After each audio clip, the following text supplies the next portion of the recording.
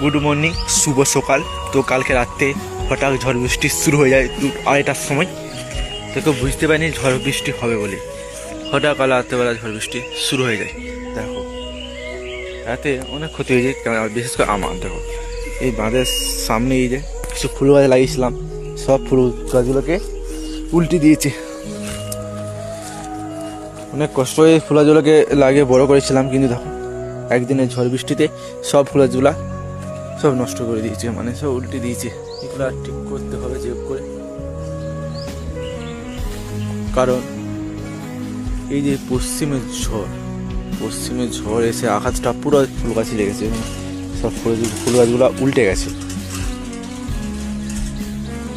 ঠিক করে হবে ফুল শিরা হয়ে গেছে। বিশেষ করে এই বড় গাছটা খুবই কষ্ট হচ্ছে বন্ধুরা।